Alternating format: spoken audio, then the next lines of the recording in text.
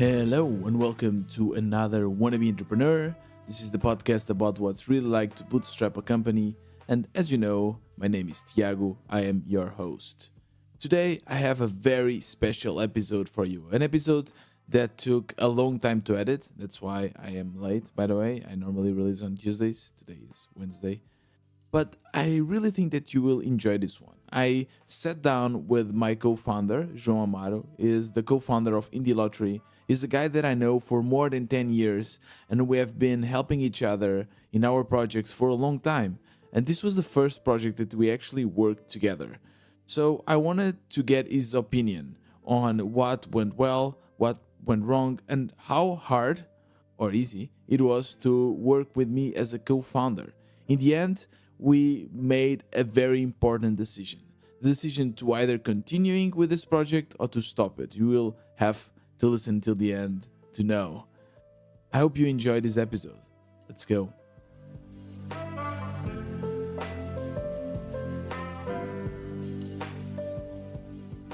Oh, I almost forgot. I have more drinks. I have whiskey. Whiskey. Yes, I have whiskey and I have a bunch of other alcoholic beverages. Then we should drink some whiskey, no? But cider is fine, I guess. Let me set the scene for you. We are at João's place. He's offering me beverages. And his home is exactly the home you would expect a designer would have. Everything is very cozy, well decorated, and actually, a lot of the furniture was built by João himself. We are both seated down at his couch and we start our conversation. Let's go back to the day when we discussed it working in the Indie Lottery. Yeah, so we wanted to build a business together for some time. And you had this idea for the Indie Lottery. And we were brainstorming and you told me about the Indie Lottery. Yeah. And we figured, we came to the conclusion that maybe that would be a nice idea to explore because it got like 20% conversion rate. Yeah, exactly. That conversion rate was our main focus, was the reason why we decided to explore more that idea further. You built a very simple website, only with text basically and very simple instructions, and you posted it on Product Hunt. Exactly. And the idea was, for people who don't know the Indie Lottery, so basically bootstrappers and indie makers, they submit their website and their email, and they get into a pool of indie makers with their projects and things like that. And every day a project is picked from the pool and is sent to all the indie makers and bootstrappers. Randomly picked from the pool. The concept of being random is really important because it's one of those points where we end up disagreeing further along in this project. And you will hear more about that in this conversation. I told João that I had the idea for the Indie Lottery in the shower. This is what he had to say about that. Yeah, the shower puts your mind into a trance state, I guess. The sensation of the heat from the water and the water dripping on your body puts your mind in a relaxation state. And I think that makes your brain more open to suggestions. Do you think you have more ideas when you're relaxed? Yeah, of course. Yeah, one of the treatments in psychotherapy, for example, hypnotherapy, is putting your brain in a very relaxed state, so your mind absorbs suggestions and thoughts easier. So when you are too stressed, you lose your creativity. Yes, because you lose your focus. Basically, your mind is distracted with all the things that can potentially harm you and kill you. And this is a little bit off topic, but I think that's probably one of the reasons why music as an art form is so powerful, because also it puts your brain in a trance state. Right. It gives you an atmosphere around your senses, around your hearing senses.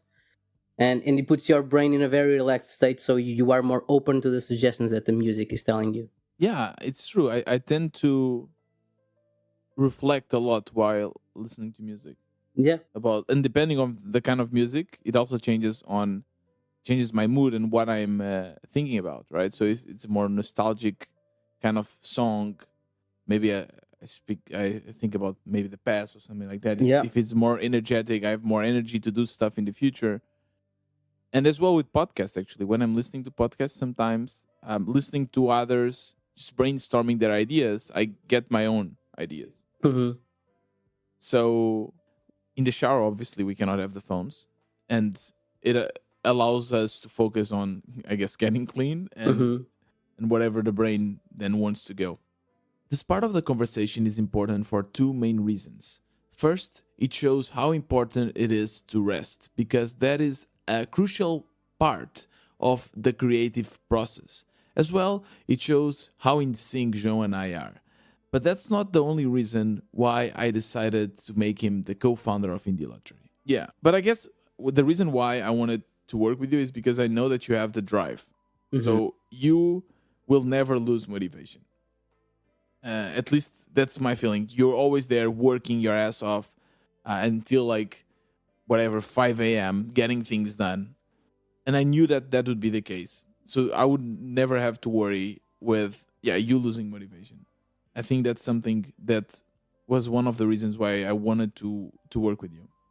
Yeah, normally that doesn't happen when I have a project that really interests me. Yeah. I am, full time on that, and that project becomes basically my hobby also.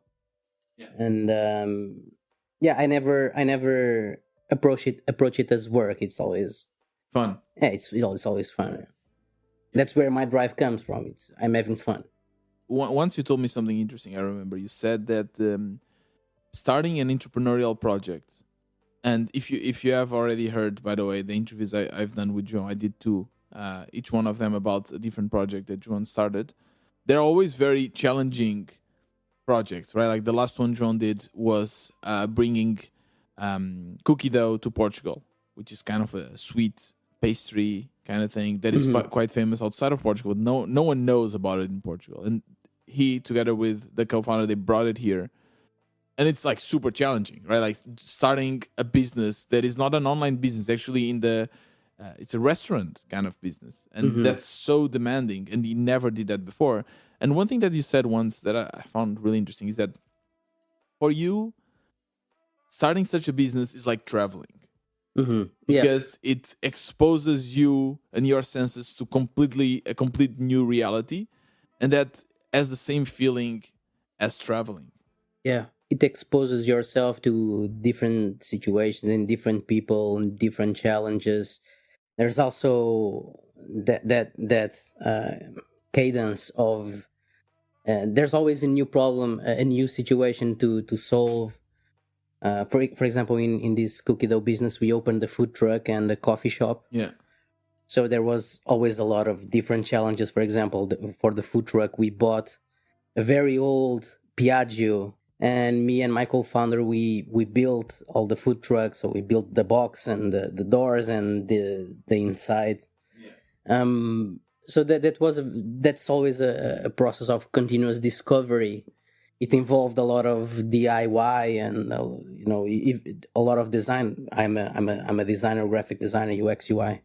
So that also involved a lot of new different approaches in design. We had to design the food truck. We had to design the whole brand. The whole brand. And it's a very different approach as well. The brand you created is very extravagant. Yeah, it was very extravagant, very inspired by the 80s and the 90s. Yeah. Why did you want to start a project with me then? As you said, I have this drive for building business and brands. Yeah. And I've been working as a freelancer for like the past 10 years, but I always had these side projects. And recently I had this cookie dough business. I sold the business. And how was it? How was your relationship with your co-founder? Personally, it was, I guess, fine. She was my friend for 10 years. She's still my friend. We don't talk too much, but yeah. Still my friend. We just don't talk. We just don't talk, but yeah, I have nothing against her. Absolutely not. But professionally, it wasn't that good.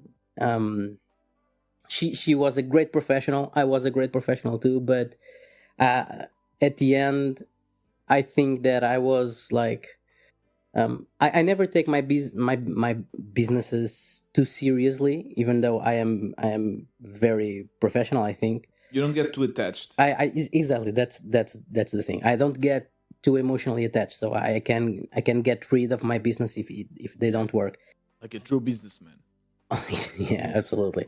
Yeah, of course. And my co-founder was the project of her life, and she was very emotionally attached. Her first project too, right? Yeah, her first project, and she was getting very anxious about everything, and she was working too much. She didn't have any sleep. She wanted to get in the store earlier than she had to do. She wanted to get out later than she had to do, and She got addicted to work somehow. she was kind of addicted. Yeah.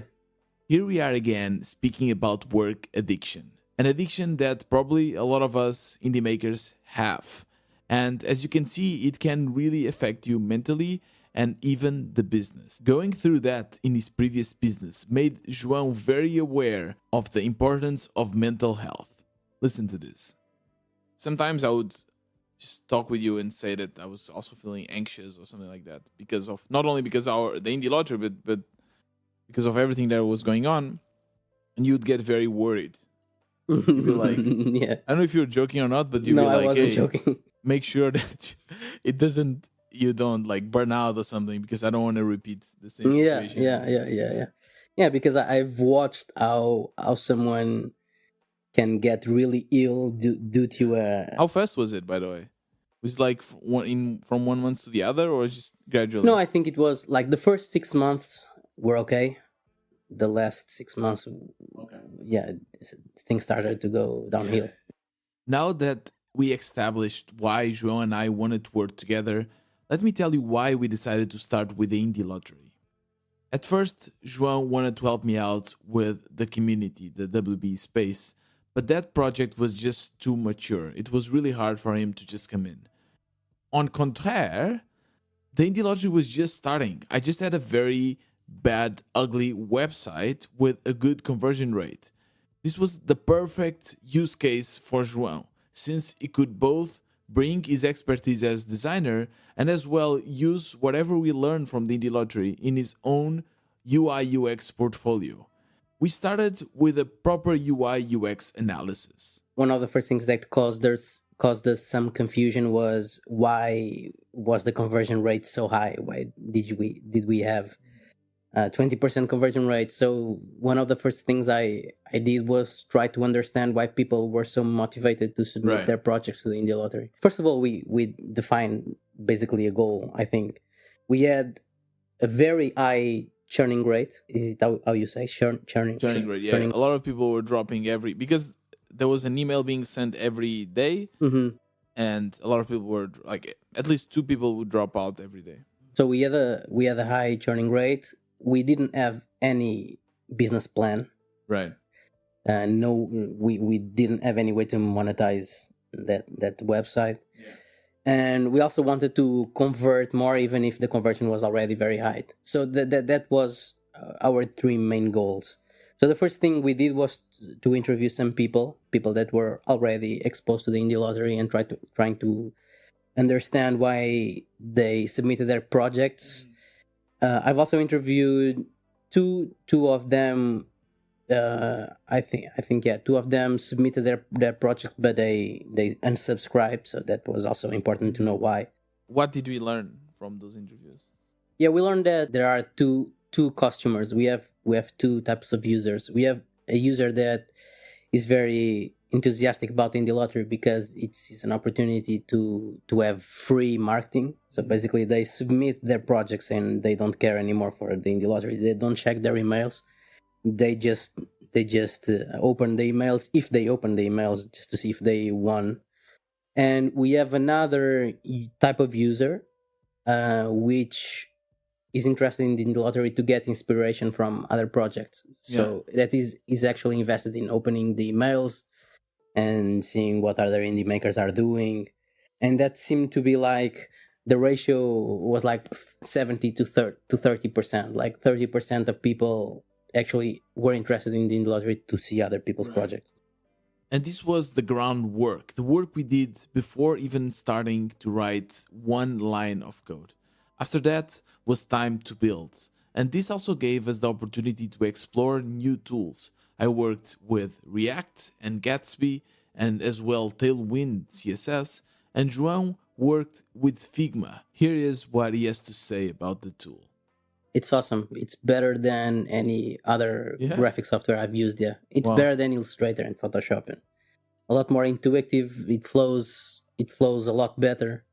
And it has a very good integration. It connects the developer and the designer. Exactly. Yeah. very Yeah. well, Yeah. right? Very collaborative Yeah, tools. it's very collaborative, and we can take for my side. I can easily take the colors and the margins, and which is something that we'll discuss. I guess it will be definitely a topic of discussion here. So you built the design, which was basically a landing page. It was only a simple landing page design where we would explain what the product was. We had a form where people could submit their project, and then below people could just like see all the listed projects.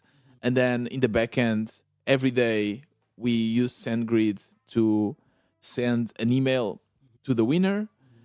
And you also worked in SendGrid to make the layout of the newsletter, which you loved, right?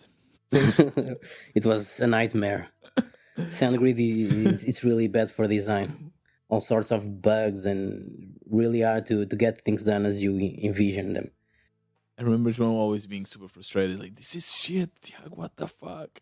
How can't I just use Photoshop or something? And I was like, now you know, right? Yeah. Welcome to my world, the developer world, with like trying to figure out shit. But in the end, I think the design was really good. I have worked with João many times before, but he never ceased to amaze. The work he did for the Indie Lottery website is almost a masterpiece. It's really, really good. When you look at it, easy to understand, to read, and a lot of people really gave us amazing feedback about it.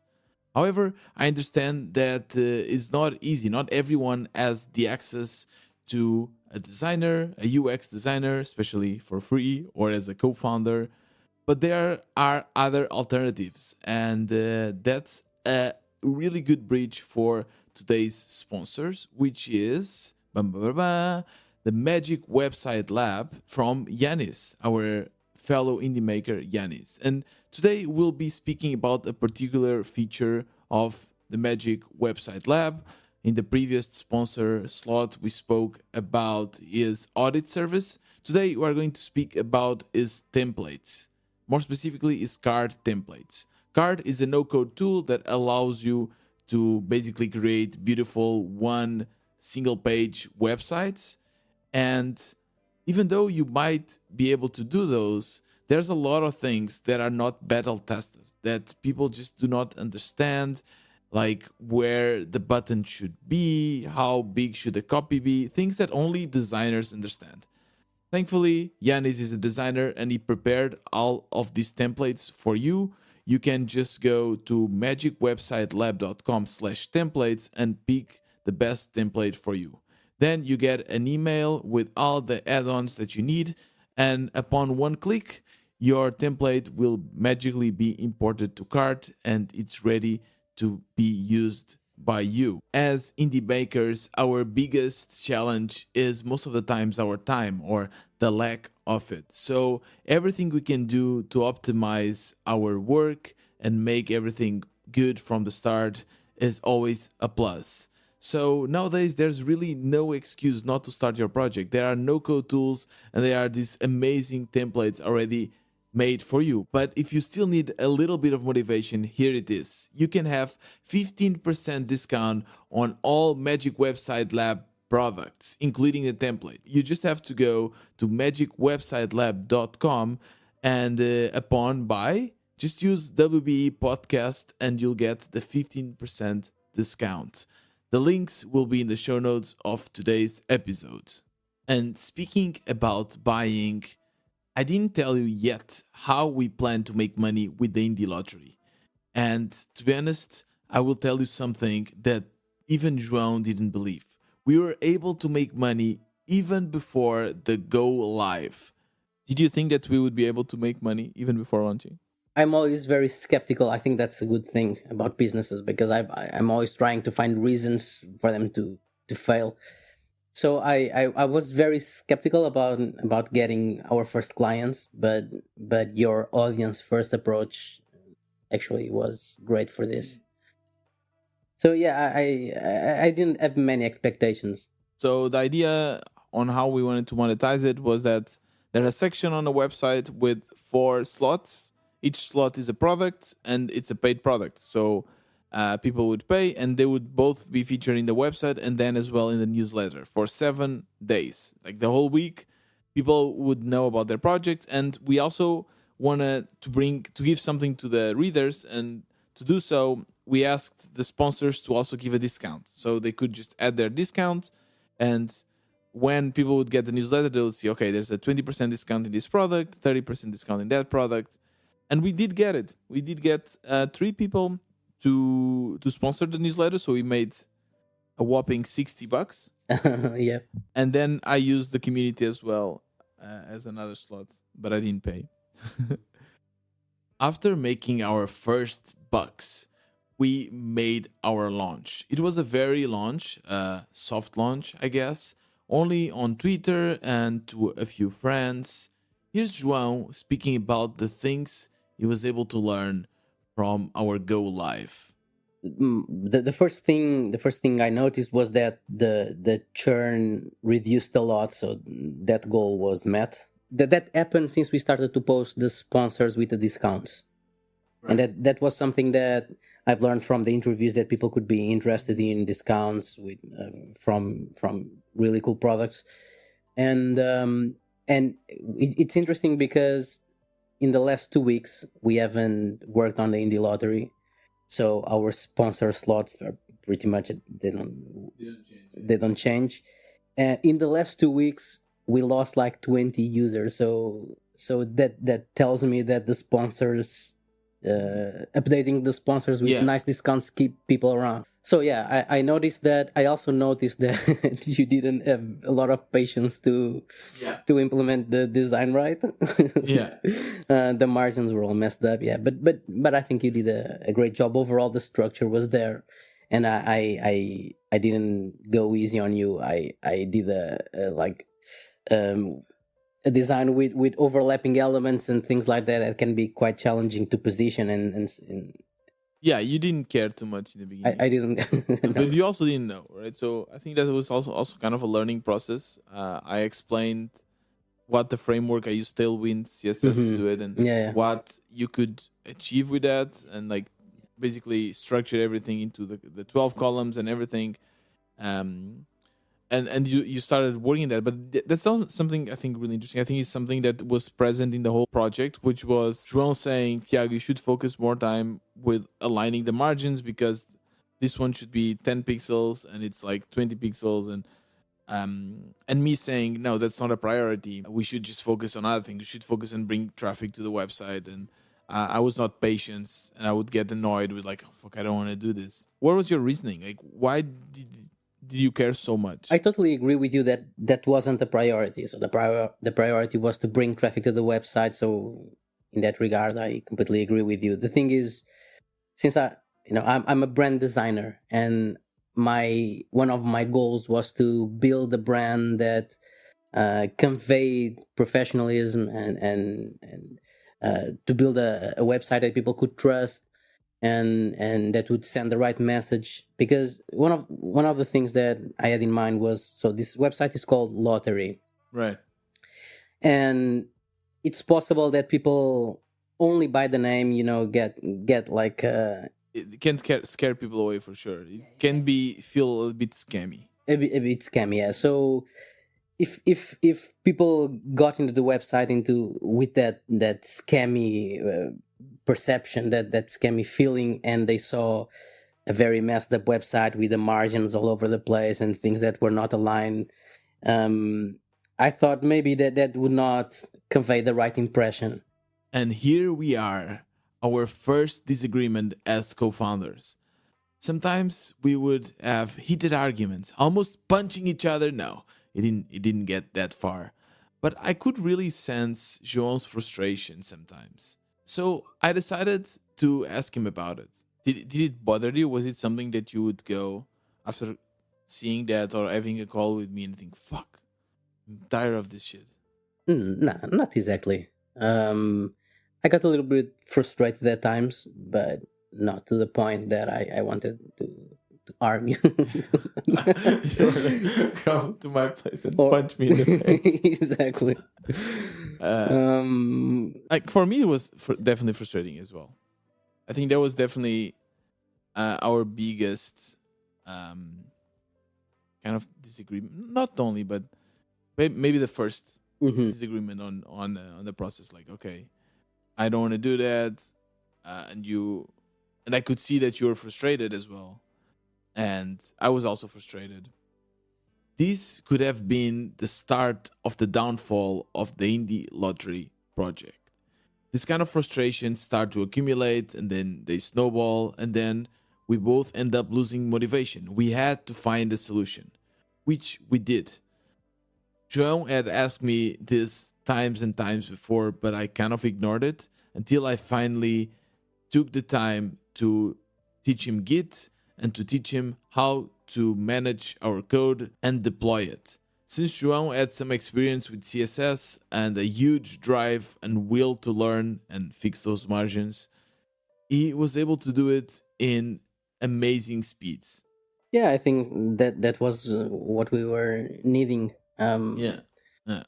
Yeah, so you have no patience, you have no motivation for design tasks, and I have all the motivation Completely. for designing.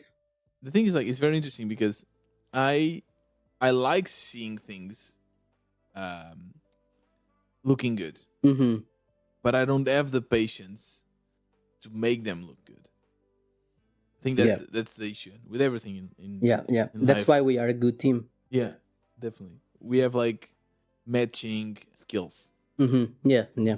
For everyone who's needing a developer and a designer, we are now open for work. We are accepting freelancing jobs. So call Tiago. Wow, you're doing your first sales. That's good. Yeah. That's good. No, I suck at sales, but yeah. This is true, by the way. If you're looking for a team to help you implement your projects, send me a DM. After this, our next challenge was to bring people to our website. A challenge that is unique to our business. No one else has the same problem, right? Wrong. I know that this is like the biggest problem for everyone.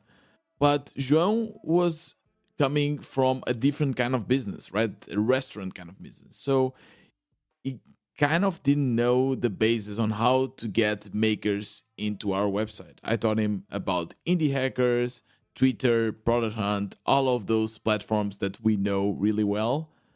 And he was really frustrated. This is not his cup of tea. He does not like to start conversations with people and to make this kind of sales speeches. So we sat down and we came up with a strategy. Yeah, so you would have all the tasks related with social activity. Yeah. You would promote the indie lottery on Twitter. And I also we also had that agreement where I would find Twitter handles and you would send DMs to all of them. Yeah. So the first, like, in that week I got like 600 Twitter handles. You would go on Product Hunt and then find the people on Twitter. Yeah, so basically I went to Indie Hackers Yeah.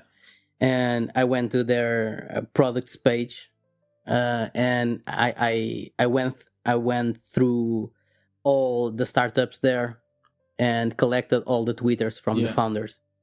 And he was like sending me a list. We still have a lot of lists that we didn't use because then what I would do was I would get the list of people. I would use Hivoe to send bulk messages to people asking for feedback. I just Yeah, say, but that's also important. We weren't simply letting people know about Indie Lottery. Yeah. We were actively asking for feedback, and we actually gathered a ton of valuable feedback, which I have on my Figma file. oh yeah, that's true. And we That's true. and we implemented a lot of those feedbacks. Yeah. That's true. So this is something that I took from my interview with Marie from Tally. was already published, but that's something that she also did. So instead of just going around and asking directly, "Hey, come check my website," which is very spammy, we ask for feedback. We say like, "Hey, Ivory allows you as well to personalize the name." So I would actually put the name of the person, and I would say, "Please give me some feedback on this website." And a lot of people would give, as João said, great feedback, and they would subscribe because the conversion rate was great, and these were our target users. So a lot of them would subscribe, and this was bringing how many new people per day? Between 5 and 10 people a day. Yeah. So things were working well. We found a strategy to get people into our website. The conversion rate was still working, but then we started having another disagreement in regards to what the website should be. If you remember in the beginning of this episode, I told you about the goal of the indie lottery, at least for me.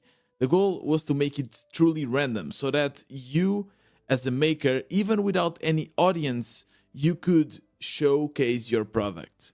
But João wanted to do things in a different way. He wanted to adopt similar strategies to Product Hunt with upvotes and likes.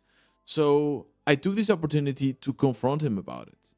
Yeah, the thing is, I never opposed the random selection for the indie lottery. So the idea was the winner could be completely picked, could be picked randomly from the pool. The thing is, from our interviews and from our surveying, one of the things we noticed was that people thought that the products were a little bit, some of the products that they were receiving on their email were a little bit spammy. And even for me, when I go to the indie lottery and I try to search for cool products, the cool products are mixed with a lot of unfinished products, low quality projects that are completely spammy, that with websites that you don't even understand what they do. Yeah. So this lack of quality control, I think it's really not good for the indie lottery. So that's why I was pushing for a voting system, because I thought the community should be involved in filtering what has what. And the thing is, all platforms where people post things, like from Facebook to YouTube to basically every social media, has some sort of voting system. Either they have like upvotes or likes or whatever. And that's something that I think it's really missing on the indie lottery. That doesn't mean that the winner is not picked randomly, but I think we need some sort of filtering for quality. Right.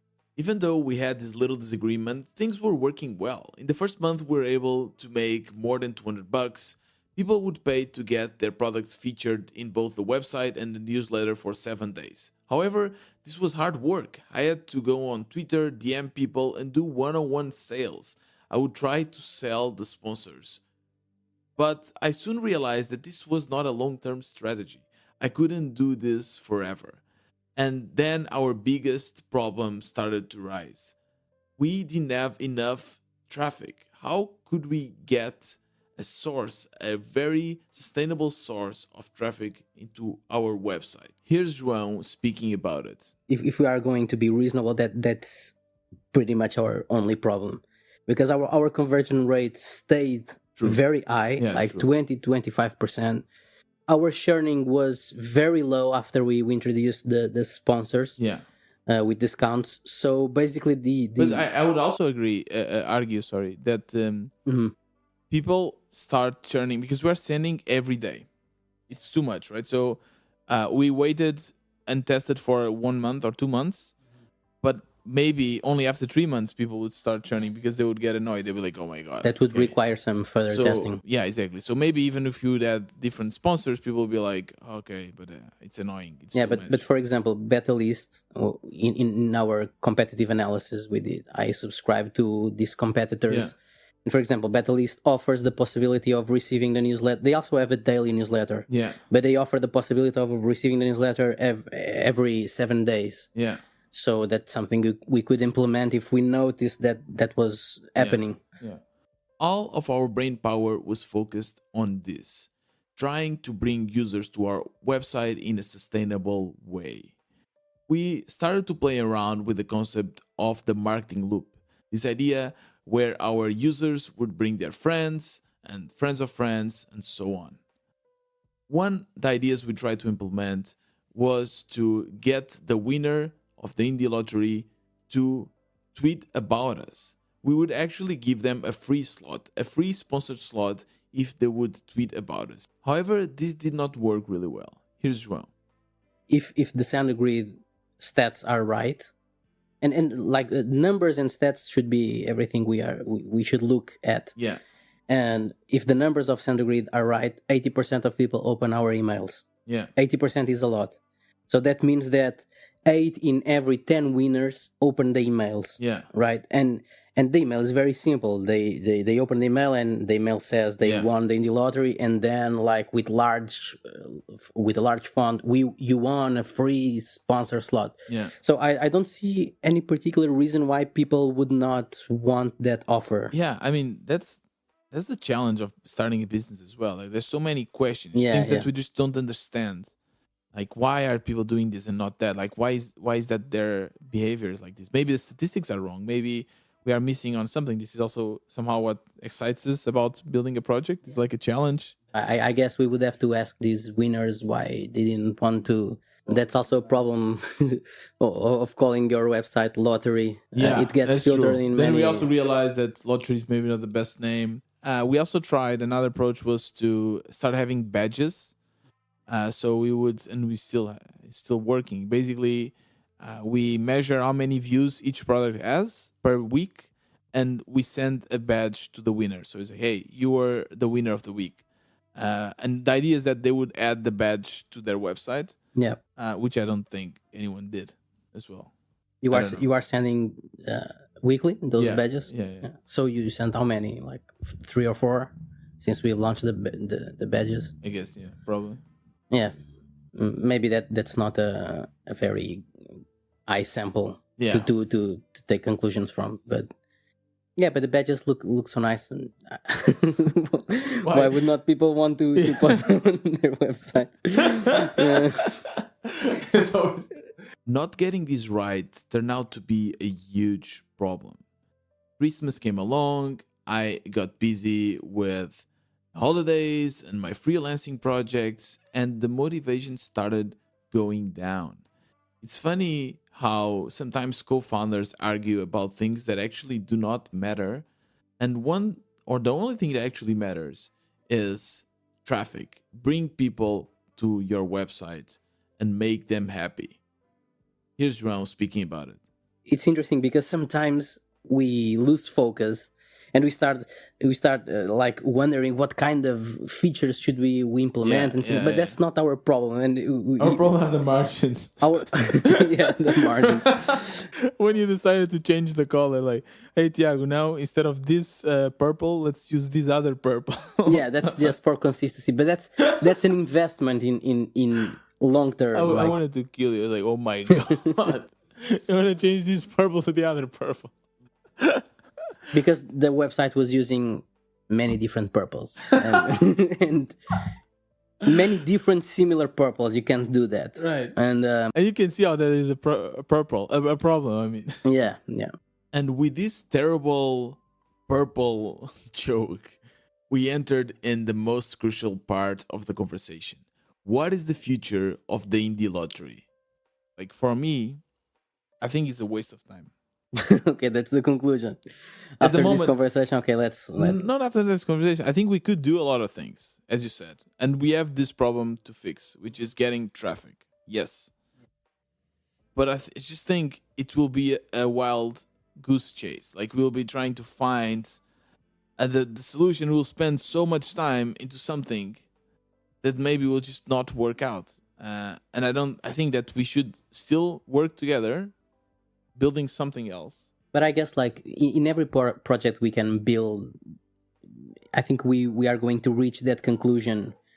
What kind of feedback would you expect the business to give you to not reach that conclusion? When I take, for instance, the people that I've interviewed, let's take the example of Notion Forms. Yeah. I mean, he got 1K MRR or something. I don't even remember, but like a very good amount of money in the first like month. Okay. Immediately, like a lot of people were using it. Like thousands of people were super interested. Like it just exploded from the start. But did he have the traffic? Yeah, everything. Okay, but how did he got the traffic? It was just the right product. People were excited about it. But how did he post? Where did he post it?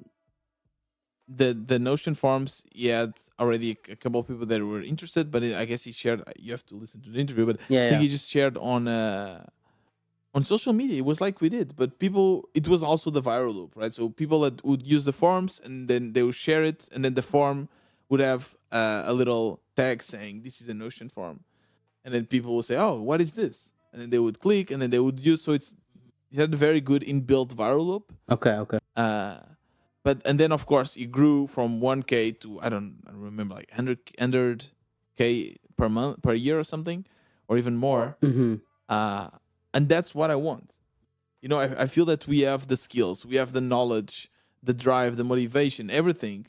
So that's what I'm hunting now. I don't want to hunt another. So you are hunting a viral loop? Is that what you're hunting? Yeah, a product that has a viral loop, or maybe a B2B or something that pays a lot, because that's what we both need as well, right? Like we are in this stage of our lives that we, being an indie hacker entrepreneur is super nice and fun and we love it, but we need to make money. We need to make real money, not like $100.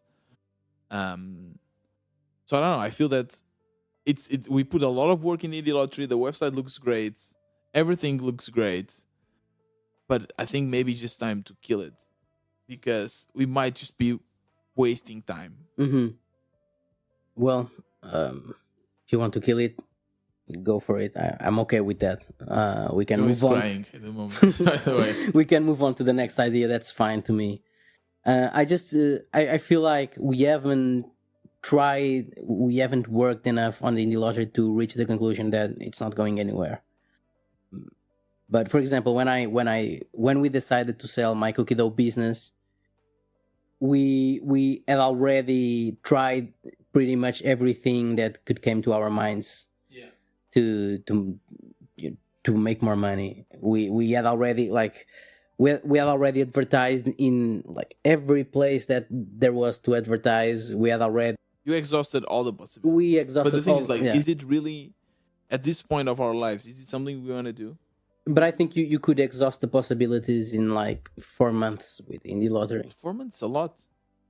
Because if it's 4 months with Indie Lottery, then 4 months with the next product, and then another 4 months. We don't have that many 4 months, right? I think it was Danny Avasado. Yeah, I understand it, but you know, the odds of building a business that is successful like that Notion forums, it's so low. But why is it low? Because you are betting against the market. It's a bet, like entrepreneurship, like buying stocks in the stock market or buying Bitcoin or whatever. It's a bet on the market. If the idea is good, if the idea makes money easily, people will figure it out very fast, and the market will be saturated very fast. So it's still a gamble. We are also living in the era of a lot of new things, like ChatGPT, for instance. Yeah. Or Notion, for instance. Notion is something that was a tool that was created not long ago, and they opened their API, and there's a lot of people making money with Notion because they were the first. Yeah, I'm not sure if that's not a fallacy, because in every history of mankind, there's always the opportunity to make a new technology. That there's always new stuff. As you can hear, João and I have two different schools of thought. João thinks that we should keep pushing. We should try to exhaust all the possibilities, to make sure we try everything possible to make the Indie Lottery work. I don't think the same. I used to think the same way, to be honest. I used to be the kind of guy that would push and push. But now I think otherwise. Maybe the problem with entrepreneurship, the reason why so many people fail, is because they are too attached to their ideas. Here's me speaking about it. I think it's more the opposite, actually. I think people are just too afraid to kill their darlings, to kill their projects. They have that exact mindset. They think that, no, I need to continue, because then people will say that I'm a quitter. And like, even myself, I'm doing the community and this podcast for more than a year now. The community, it's barely making money. Why don't you kill it? And exactly, because I'm too attached now. It's a problem, right? And still, like, people around me sometimes they say, like, yeah, Tiago, you just don't give enough motivation or determination. You just kill projects too often. Yeah, they say that to me. because society thinks that you need to stick with things and continue, but I think maybe that's just wrong. No, I think both are right.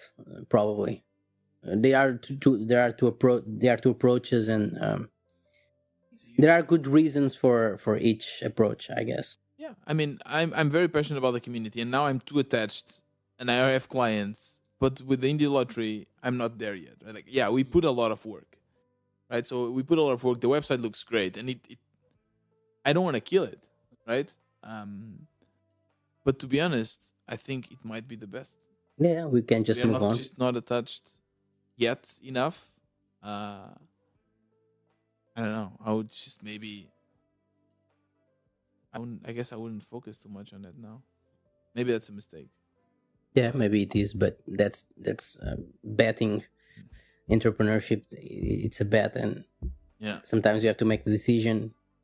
Sometimes it's the best decision, sometimes it's the wrong decision. It is what it is. It is what it is. This is the end of my conversation with João. And as you could see, everything points towards the idea of stopping the indie lottery. Of course, that it will still run in the background, both of our computers and our minds, in case we find a new light for it. But for now, I guess we'll focus on other projects. One of our ideas is to build our own consultancy company to help other makers to build their projects. This is, of course, not our main indie makers goal, but it's a great way for us to both make money, help other makers, and to get new ideas, to really understand what is missing in the market. One thing is for sure, João and I worked really well together and will most likely work again in other projects. I hope you liked this episode. If you have any feedback, comments, or questions regarding our co founder relationship or the indie lottery, please send them my way on Twitter, TiagoWB. The link will be in the description. As well, join us in the WB space, the community for indie makers. Myself and João are there together with a lot of other makers from all over the world. It costs only $10 per month, and you can not only support this podcast but as well meet other makers. If you want to sponsor one episode of the WBE as well, the link will be in the description. You can also DM me to ask for the details, and make sure to share this with all of your indie maker friends. I really hope you like this episode. It took me a long time to edit, but you deserve everything in the world. This was another wannabe entrepreneur. See you next time.